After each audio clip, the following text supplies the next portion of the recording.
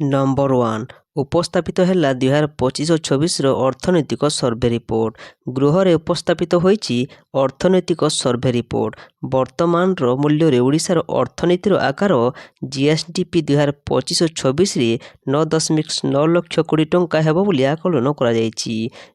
Number 2 ବିଧାନସଭା budget ଅଧିବେଶନର ଆଜି ଦ୍ୱିତୀୟ ଦିନ ଅଟେ। ଧ୍ରୁବଚରଣ ସାହୁଙ୍କ ପ୍ରଶ୍ନରେ ଉପମୁଖ୍ୟମନ୍ତ୍ରୀ କେଭି ସିଂହଦେଓ ଉତ୍ତର ରଖି କହିଛନ୍ତି ଯେ ସର୍ବଭାରତୀୟ ସ୍ତରରେ ବାର୍ଷିକ ଫଳ ଉତ୍ପାଦନରେ ଓଡ଼ିଶାର ସ୍ଥାନ 11 ନମ୍ବରରେ ରହିଛି। ରାଜ୍ୟରେ 7,919 ଉଦ୍ୟୋଗୀ ବ୍ୟବସାୟିକ ଦୃଷ୍ଟିରୁ ଫୁଲ ଫଳ ଚାଷ କରୁଛନ୍ତି। ସେମାନଙ୍କ ବାର୍ଷିକ ଆୟ 10,416 ଲକ୍ଷ 91,000 ଟଙ୍କା ରହିଛି। ରାଜ୍ୟର ବିଭିନ୍ନ ଶିକ୍ଷାନୁଷ୍ଠାନ ପକ୍ଷରୁ ଦୈନିକ ଛାତ୍ରଛାତ୍ରୀମାନଙ୍କୁ ନବା ଆଣିବା କରୁଥିବା ବସ୍ ନେଇ ସାମ୍ନାକୁ ଆସିଛି ଆଶ୍ଚର୍ଯ୍ୟଜନକ ଖବର। 1,171ଟି ସ୍କୁଲ ବସ୍ରେ ନାହିଁ ଫିଟନେସ୍ ସାର୍ଟିଫିକେଟ୍। ଅତ୍ୟନ୍ତ ବିପର୍ଯ୍ୟସ୍ତ କଲେଜ ଯାଉଛନ୍ତି ଛାତ୍ରଛାତ୍ରୀ। ସେଥିମଧ୍ୟରୁ ଭୁବନେଶ୍ୱରର ବିଭିନ୍ନ ଶିକ୍ଷାନୁଷ୍ଠାନରେ ବିନା ଫିଟନେସ୍ରେ ଗଡ଼ୁଛି 17ଟି ବସ୍। ସେପଟେ ପରିବହନ ମନ୍ତ୍ରୀ କହିଛନ୍ତି ତୁରନ୍ତ ଗାଡ଼ିର ଫିଟନେସ୍ କରନ୍ତୁ, ନହେଲେ ବାତିଲ ହେବ ଆର୍ସି। ଯାତ୍ରୀବାହୀ ବସ୍ ହେଉ କି ସେ ସ୍କୁଲ ବସ୍, ଯାହାର ବି ଫିଟନେସ୍ ସାର୍ଟିଫିକେଟ୍ ନାହିଁ ତା ଉପରେ ନିଆଯିବ କଡ଼ା ଆକ୍ସନ୍। କିଛି ଗାଡ଼ି ଉପରେ କାର୍ଯ୍ୟାନୁଷ୍ଠାନ ହେଲାଣି। ନମ୍ବର 4 ମୟୂରଭଞ୍ଜ ଜିଲ୍ଲାର ଶିମିଳିପାଳରେ ହେବ ହେଲିପ୍ୟାଡ୍। ଏନେଇ ବିଧାନସଭା ଗୃହରେ ପରିବହନ ମନ୍ତ୍ରୀ ବିଭୂତି ଜେନା ସୂଚନା ଦେଇଛନ୍ତି। ଆବଶ୍ୟକୀୟ ଜମି ନିରୂପଣ ପାଇଁ ଜିଲ୍ଲା ପ୍ରଶାସନକୁ ଅନୁରୋଧ କରାଯାଇଛି ବୋଲି ସେ କହିଛନ୍ତି।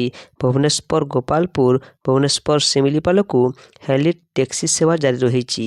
ହେଲି ଟ୍ୟାକ୍ସି ସେବା ପାଇଁ ପବନ ହଂସ ସିଂଙ୍କୁ ମନୋନୀତ କରାଯାଇଛି। ମାତ୍ର 2,500 ଟଙ୍କା ଦେଇ ପର୍ଯ୍ୟଟକମାନେ ଏହି ହେଲି ଟ୍ୟାକ୍ସି ଯାତ୍ରାର ସୁବିଧା ନେଇପାରିବେ। ଜିଲ୍ଲା ପ୍ରଶାସନ ଓ ରାଜ୍ୟ ସରକାରଙ୍କ ସହଯୋଗରେ ପବନ ହଂସ ପକ୍ଷରୁ ଏହି ହେଲି ଟ୍ୟାକ୍ସି ସେବା ଆରମ୍ଭ କରାଯାଇଛି। ନମ୍ବର 5 ଦୃଷ୍ଟିକୋଣ ଉପସ୍ଥାପନ କଲେ ପ୍ରଧାନମନ୍ତ୍ରୀ ମୋଦି। ଘୋଷଣା କଲେ 3 କମ୍ପାନୀର ଭାରତରେ ଏଆଇ ମଡେଲ ଲଞ୍ଚ। ଆଜି ଭାରତ ଏଆଇ ପ୍ରଭାବ ସମ୍ମିଳନୀ 2026 ପାଇଁ ଏକ ଅତ୍ୟନ୍ତ ସ୍ୱତନ୍ତ୍ର ଦିନ, କାରଣ ଏହା ଆନୁଷ୍ଠାନିକ ଭାବରେ ଉଦ୍ଘାଟନ ହୋଇଛି ଏବଂ ପ୍ରଧାନମନ୍ତ୍ରୀ ନରେନ୍ଦ୍ର ମୋଦି ଶିଖର ସମ୍ମିଳନୀରେ ସମ୍ବୋଧିତ କରିଛନ୍ତି। ତାଙ୍କ ବ୍ୟତୀତ ଫ୍ରାନ୍ସର ରାଷ୍ଟ୍ରପତି ଇମାନୁଏଲ ମାକ୍ରନ୍ ଏବଂ ଜାତିସଂଘ ମୁଖ୍ୟ ମଧ୍ୟ ଶିଖର ସମ୍ମିଳନୀରେ ସମ୍ବୋଧିତ କରିଛନ୍ତି। ନମ୍ବର 6 ଆସନ୍ତା 5 ଦିନ ମଧ୍ୟରେ 3 ଡିଗ୍ରୀ ବଢ଼ିବ ତାପମାତ୍ରା, ଆହୁରି କମିବ ଶୀତ। ରାଜ୍ୟରେ ଅନେକ ସ୍ଥାନରେ କମିଛି ଶୀତର ପ୍ରକୋପ। ବର୍ତ୍ତମାନ କୋରାପୁଟ, ମାଲକାନଗିରି, ରାୟଗଡ଼ା, ନବରଙ୍ଗପୁର, ସୁନ୍ଦରଗଡ଼, ଝାରସୁଗୁଡ଼ା ଆଦି ଜିଲ୍ଲାଗୁଡ଼ିକରେ ଶୀତର ଅନୁଭୂତି ହେଉଛି।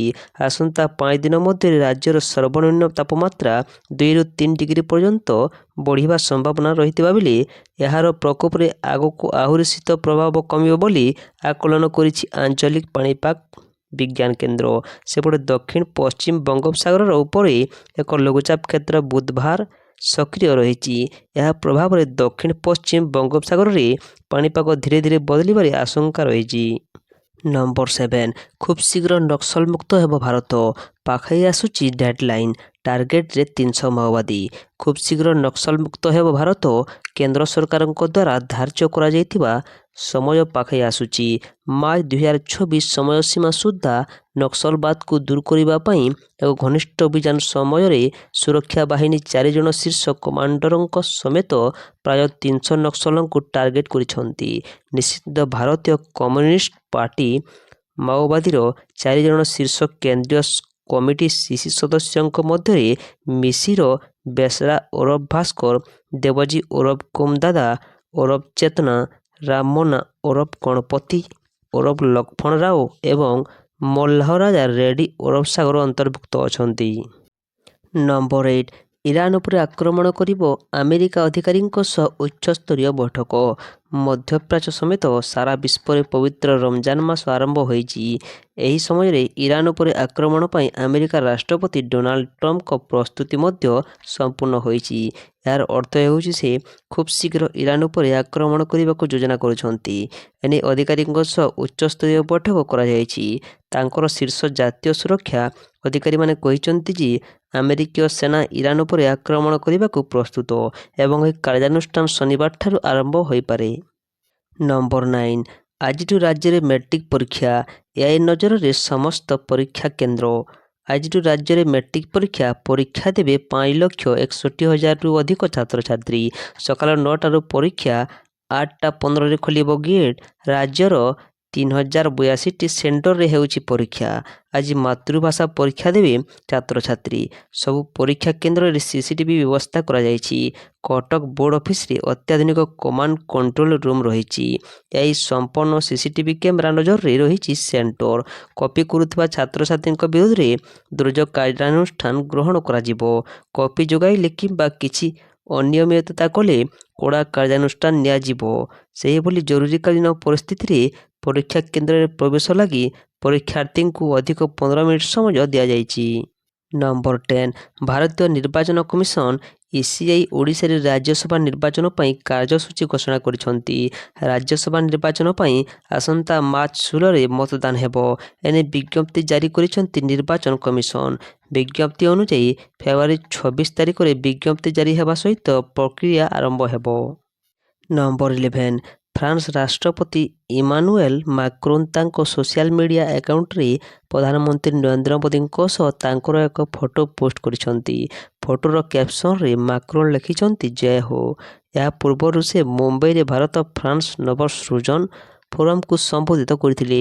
ସେ ଭାରତ ଫ୍ରାନ୍ସ ରଣନୈତିକ ସହଭାଗୀର ଶକ୍ତି ଉପରେ ଗୁରୁତ୍ୱାରୋପ କରି କହିଥିଲେ ଯେ ଫ୍ରାନ୍ସ ଏକ ପ୍ରତିବଦ୍ଧ ସ୍ଥାୟୀ ଅଂଶୀଦାର ଭାବରେ ଭାରତ ସହିତ ଦୃଢ଼ ଭାବରେ ଠିଆ ହୋଇଛି। ନମ୍ବର 12 ମାଟ୍ରିକ ପରୀକ୍ଷା ଦେଲେ 5.5 ଲକ୍ଷ ଛାତ୍ରଛାତ୍ରୀ। ମାଧ୍ୟମିକ ଶିକ୍ଷା ବୋର୍ଡ ଦ୍ୱାରା ପରିଚାଳିତ 10ମ ଶ୍ରେଣୀ ବାର୍ଷିକ ପରୀକ୍ଷା ମାଟ୍ରିକ ଆଜିଠାରୁ ଆରମ୍ଭ ହୋଇଛି। ବାର୍ଷିକ ପରୀକ୍ଷା 2024 ମାର୍ଚ୍ଚ 2 ତାରିଖ ପର୍ଯ୍ୟନ୍ତ ଚାଲିବ। ଏହା ସକାଳ 9ଟାରୁ ଆରମ୍ଭ ହୋଇ 11:30ଟା ପର୍ଯ୍ୟନ୍ତ ଚାଲିବ। ରାଜ୍ୟର 3,082ଟି କେନ୍ଦ୍ରରେ 5,61,000 ଛାତ୍ରଛାତ୍ରୀ ପରୀକ୍ଷା ଦେଉଛନ୍ତି। ନମ୍ବର 13 ନୂଆଦିଲ୍ଲୀରେ ଭାରତ ମଣ୍ଡପମରେ ଚାଲିଥିବା ଇଣ୍ଡିଆ ଏଆଇ ଇମ୍ପାକ୍ଟ ସମିଟ୍ 2024ରେ ବିଶ୍ୱର ଅନେକ ପ୍ରମୁଖ ନେତା ଯୋଗ ଦେଇଛନ୍ତି। ଏହି ମଞ୍ଚରୁ ଅନେକ ଦେଶର ରାଷ୍ଟ୍ର ମୁଖ୍ୟ ଓ ପ୍ରତିନିଧିମାନେ କୃତ୍ରିମ ବୁଦ୍ଧିମତ୍ତାର ଭବିଷ୍ୟତ ଉପରେ ନିଜର ମତ ରଖିଛନ୍ତି। ଫ୍ରାନ୍ସ ରାଷ୍ଟ୍ରପତି ଇମାନୁଏଲ ମାକ୍ରନ୍ ମଧ୍ୟ ନିଜର ବକ୍ତବ୍ୟରେ ପ୍ରଧାନମନ୍ତ୍ରୀ ନରେନ୍ଦ୍ର ମୋଦିଙ୍କୁ ପ୍ରଶଂସା କରିଛନ୍ତି ଏବଂ 15 ବର୍ଷରୁ କମ୍ ବୟସର ପିଲାଙ୍କ ପାଇଁ ସୋସିଆଲ ମିଡ଼ିଆ ବ୍ୟାନ୍ କରିବା ପାଇଁ ଅପିଲ କରିଛନ୍ତି। ନମ୍ବର 14 ରୁଷ କହିଛି ଯେ ଭାରତ ଆମଠାରୁ ତେଲ କ୍ରୟ ବନ୍ଦ କରିବା ପାଇଁ କୌଣସି ସଂକେତ ଦେଇନାହିଁ। ରୁଷ ଆମେରିକାର ଦାବିକୁ ପ୍ରତ୍ୟାଖ୍ୟାନ କରିଛି। ଆମେରିକା କହିଥିଲା ଭାରତ ରୁଷ ଅଶୋଧିତ ତେଲ କିଣିବା ବନ୍ଦ କରିବାକୁ ରାଜି ହୋଇଛି। ରୁଷ କହିଛି ଭାରତର ସ୍ଥିତିରେ କୌଣସି ପରିବର୍ତ୍ତନ ଆମେ ଦେଖୁନାହୁଁ। ରୁଷର ଏହି ବିବୃତ୍ତି ଆମେରିକାର ବୈଦେଶିକ ସଚିବ ମାର୍କୋ ରୁବିଓଙ୍କ ଦାବିର ଜବାବରେ ଆସିଛି। ନମ୍ବର 15 ଭାରତୀୟ ଦଳକୁ ଫେରିବାକୁ ଝୁଝୁଥିବା ଅଭିଜ୍ଞ ଦ୍ରୁତ ବୋଲର ମହମ୍ମଦ ସାମିଙ୍କ ଅଡ଼ୁଆ ଦିନକୁ ଦିନ ବଢ଼ିବାରେ ଲାଗିଛି। ରଣଜୀ ଟ୍ରଫିରେ ଭଲ ପ୍ରଦର୍ଶନ ସତ୍ତ୍ୱେ ଅଜିତ ଅଗରକରଙ୍କ ନେତୃତ୍ୱାଧୀନ ଜାତୀୟ ଯୋଜନ ସମିତି ତାଙ୍କୁ ଭାରତୀୟ ଦଳ ଲାଗି ବିଚାରକୁ ନେଉନାହାନ୍ତି। ସେପଟେ ପତ୍ନୀ ହସିନ୍ ଜାହାଁ ତାଙ୍କୁ ଗୋଟିଏ ପରେ ଗୋଟିଏ ଆଇନଗତ ମାମଲାରେ ଛନ୍ଦିବାରେ ଲାଗିପଡ଼ିଛନ୍ତି। ନମ୍ବର 16 କେହି ଛାତ୍ରଛାତ୍ରୀ ମାଟ୍ରିକ ପରୀକ୍ଷା ଦେବାରୁ ବଞ୍ଚିତ ହେବେ ନାହିଁ। ଏନେଇ ସରକାର ସମସ୍ତ ବ୍ୟବସ୍ଥା କରିଛନ୍ତି। ହେଲେ ଯାଜପୁର ଜିଲ୍ଲା ରସୁଲପୁର ବ୍ଲକ ବ୍ରହ୍ମବରଦା ସରକାରୀ ବାଳିକା ବିଦ୍ୟାଳୟରେ ଏହାର ବ୍ୟତିକ୍ରମ ଦେଖିବାକୁ ମିଳିଛି। ପରୀକ୍ଷା କେନ୍ଦ୍ରରେ ସାମାନ୍ୟ ବିଳମ୍ବରେ ପହଞ୍ଚିବାରୁ ମାଟ୍ରିକ ପରୀକ୍ଷାରୁ ବଞ୍ଚିତ ହୋଇଛନ୍ତି ଛାତ୍ର। ପରୀକ୍ଷା ପରିଚାଳନା ଦାୟିତ୍ୱରେ ଥିବା ଅଧିକାରୀଙ୍କ ପାଇଁ ଛାତ୍ର ଜଣକ ପରୀକ୍ଷା ଦେଇ ପାରିନଥିବା ଜଣାପଡ଼ିଛି, ଯାହାକୁ ନେଇ ପରୀକ୍ଷା ପରେ ବିଦ୍ୟାଳୟରେ ଉତ୍ତେଜନା ପ୍ରକାଶ ପାଇଛି। ନମ୍ବର 17 ନୂଆ ଜିଲ୍ଲା ଗଠନ ପାଇଁ ସରକାର ପ୍ରସ୍ତୁତ। ବିଧାନସଭାରେ ରାଜସ୍ୱ ମନ୍ତ୍ରୀଙ୍କ ବଡ଼ ଘୋଷଣା। ଓଡ଼ିଶାରେ ନୂତନ ଜିଲ୍ଲା ଗଠନ ନେଇ ଚାଲିଥିବା ଦୀର୍ଘଦିନର ଅପେକ୍ଷା ଶେଷ ହେବାକୁ ଯାଉଛି। 2024-27 ଆର୍ଥିକ ବର୍ଷରେ ରାଜ୍ୟରେ ନୂଆ ଜିଲ୍ଲା ଗଠନ ପ୍ରକ୍ରିୟା ଆରମ୍ଭ କରିବା ପାଇଁ ସରକାର ଆନୁଷ୍ଠାନିକ ଭାବେ ପ୍ରସ୍ତାବ ଆହ୍ୱାନ କରିଛନ୍ତି। ଗୁରୁବାର ଓଡ଼ିଶା ବିଧାନସଭାରେ ରାଜସ୍ୱ ବିପର୍ଯ୍ୟୟ ପରିଚାଳନା ମନ୍ତ୍ରୀ ସୁରେଶ ପୂଜାରୀ ଏହି ଗୁରୁତ୍ୱପୂର୍ଣ୍ଣ ସୂଚନା ଦେଇଛନ୍ତି। ନମ୍ବର 18 ରାହୁଲ ଗାନ୍ଧୀଙ୍କ ସମେତ 25 ସାଂସଦଙ୍କୁ ହତ୍ୟା ଧମକ। ରାଜସ୍ଥାନର କୋଟାର ଜଣେ ଯୁବକ ଲୋକସଭାର ବିରୋଧୀ ଦଳ ନେତା ରାହୁଲ ଗାନ୍ଧୀଙ୍କୁ ହତ୍ୟା ଧମକ ଦେଇଛନ୍ତି। କଂଗ୍ରେସ ନେତା ପବନ ଖେରା ସୋସିଆଲ ମିଡ଼ିଆ ପ୍ଲାଟଫର୍ମରେ ଏହି ଧମକର ଏକ ଭିଡ଼ିଓ ସେୟାର କରିଛନ୍ତି। ଉକ୍ତ ଭିଡ଼ିଓରେ ଲୋକସଭାର ବିରୋଧୀ ଦଳ ନେତା ରାହୁଲ ଗାନ୍ଧୀଙ୍କ ସମେତ 25 ଜଣ ସାଂସଦଙ୍କୁ ଗୁଳି କରିବାକୁ ଧମକ ଦେଇଛନ୍ତି।